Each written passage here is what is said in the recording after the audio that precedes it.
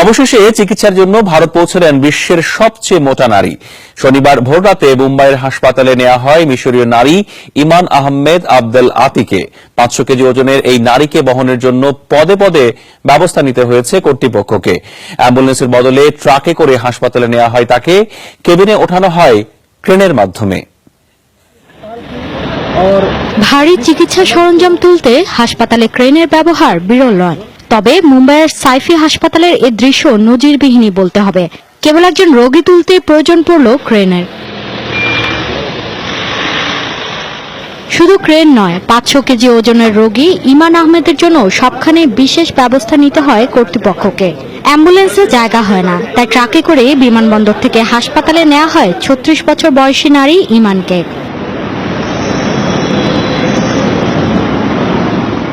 অজ্ঞাত কারণে ছোটবেলা থেকে অস্বাভাবিক মোটা হতে থাকেন মিশরের আলেকজান্দ্রিয়ার বাসিন্দা ইমান। শারীরিক অবস্থার কারণে গেল 25 বছরে একবারও ঘরের বাইরে নেওয়া হয়নি তাকে। মিশরে গেল কয়েক মাস ধরে তার চিকিৎসা করছেন ভারতের এক সার্জন। তারই পরামর্শে মুম্বাইয়ের হাসপাতালে আনা হয়েছে ইমানকে। সফল চিকিৎসার মাধ্যমে তার স্বাভাবিক জীবনে ফেরার আশা নিকটজনদের।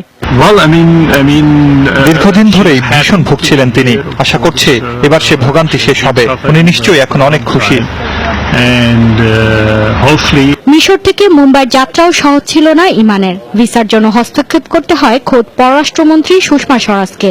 বিশ্বের সবচেয়ে ভারী নারীর জন্য বিশেষ ফ্লাইটে মিশর থেকেই আনা হয়েছে বিশেষভাবে তৈরি খাট। মৌলি ইসলাম, যমুনা নিউজ।